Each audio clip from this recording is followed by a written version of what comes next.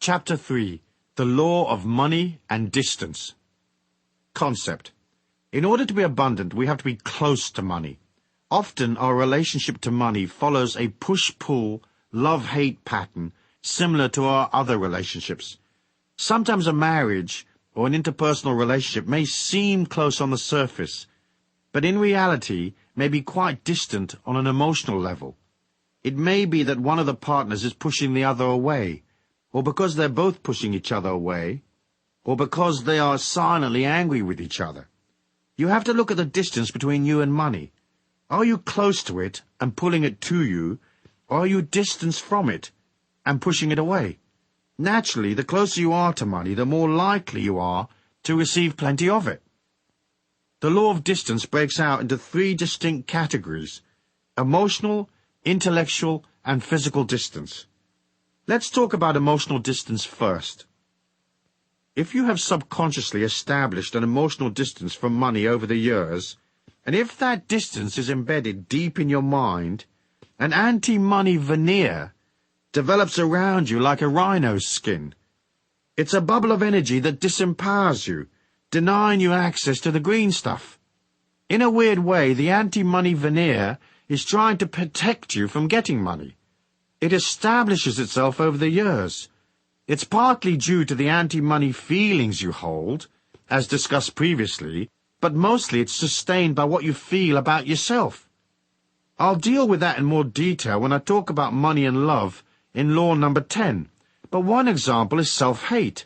If you don't respect yourself, it's hard for people to grant you worth, so people will always undervalue you.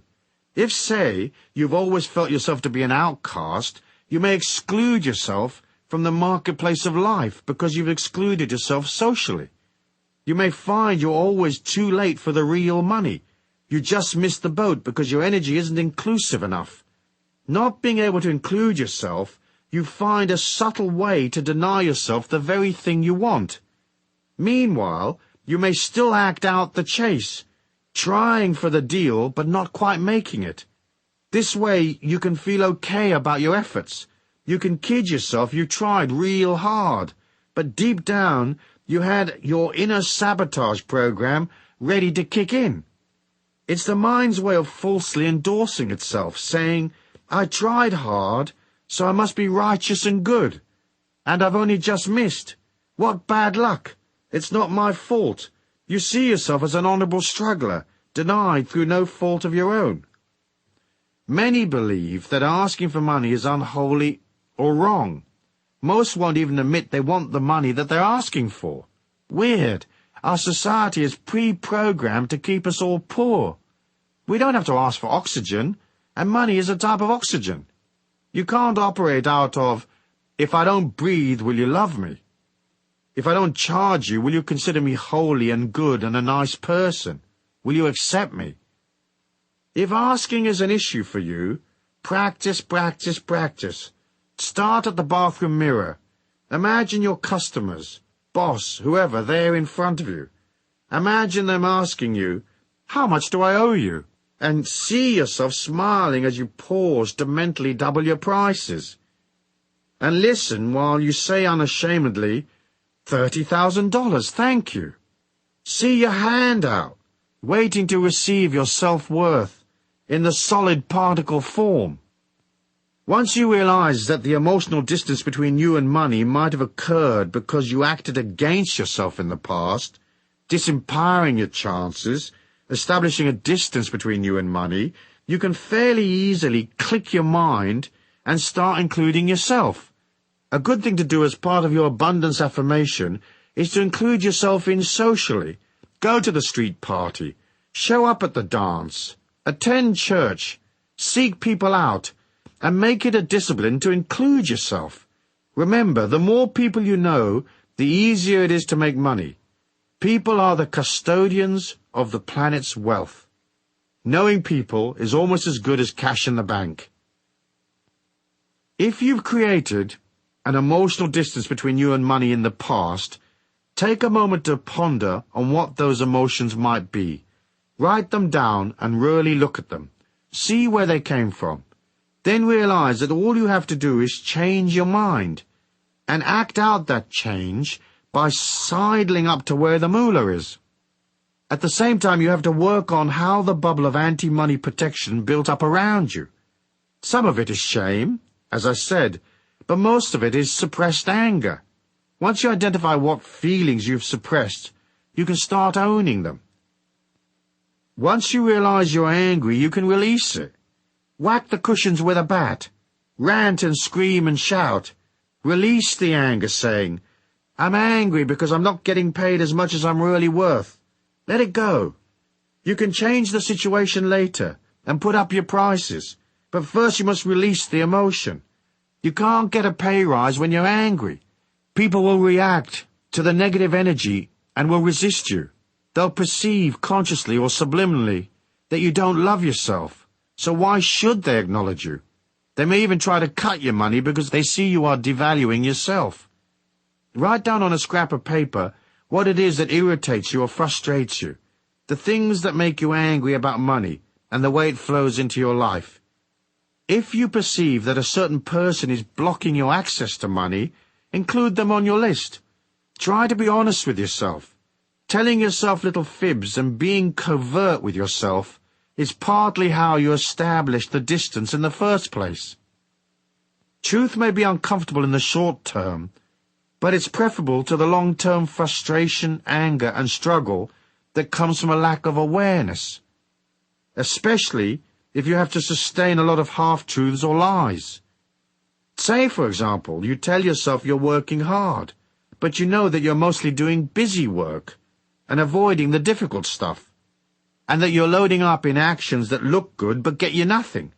If this is so, you might get very pissed off by your lack of results, without being aware that you're acting as a terrorist against yourself, sabotaging your bottom line. Once you're honest, you can make adjustments. If, say, you've kidded yourself you're brilliant at what you do, when in fact your performance is sloppy and inferior, it limits your ability to get to the truth and really improve. Usually you'll claim that your lack is because of some outside force, luck or whatever. Most people you meet are fairly useless at what they do. You know that because you see it every day. Now, this sloppiness of attitude, this laziness and lack of effort does not necessarily apply to you, but we can all evaluate and improve, can we not? On the other hand, you might have created an emotional distance between you and money because you've capped what you will give. So you might eke out your energy, limiting what you will provide or do for others, while expecting the universe at large to dollop great quantities of goodness upon you effortlessly. You have to be ready to serve and to give. You don't have to give money away necessarily, especially if you don't have much, but you do have to give of your heart. You have to be emotionally generous and willing and open, and not tight-assed and closed. If you expect the universe at large to increase your income 10 times, it's hard for that to happen if your heart is closed and you are no bigger as a person than you were before. It's simple to comprehend. Big heart, big money. Little heart, little money. And lots of rip-offs and missed opportunities. Deals that go sour, ad infinitum. Easy peasy lemon squeezy. Anyone can work that out. So closing the emotional distance means opening your heart, going past your resistance, stepping up to bat, and including yourself in the process of life. You have to be present and aware. You have to join, not avoid the issue. So be open, be ready, willing, limitless, agree to serve. Subjugate your ego for the needs of others, but don't lose your sense of self. Be available, open and ready, but don't give yourself away either. You can hold on to a strong sense of self-worth and still serve others. It's a part of our great lesson in life. It's the act of going from a limited perspective to an infinite one that says money is everywhere. And the more open I am, the greater the potential for me to pull opportunities from everywhere. Many people resent money because they feel life hasn't been fair to them, that they've worked hard and haven't received as much as they should have, or that they are paid less than other people with inferior qualities to them. However, harboring these negative emotions only widens the gap between yourself and money. The other concept that fuels this emotional distance is the idea that someone ought to provide for you, that somehow the world owes you a living. The world does not owe you a living. You have to nurture and provide for yourself. This is the secret to closing the gap between you and money. Rather than blaming others, projecting your disquiet and lack, or your anger about money onto other people, begin to own your feelings. The intellectual distance between us and money usually results from a lack of understanding or knowledge. Sometimes we just don't know enough about what we're trying to achieve, or we're not well versed in the conditions of the marketplace, the ebb and flow of transactions. It boggles my mind the way many go into deals without knowing the people concerned, having little information to guide them, or they accept on face value the information presented, without checking to see if it's accurate or not. That's not very clever.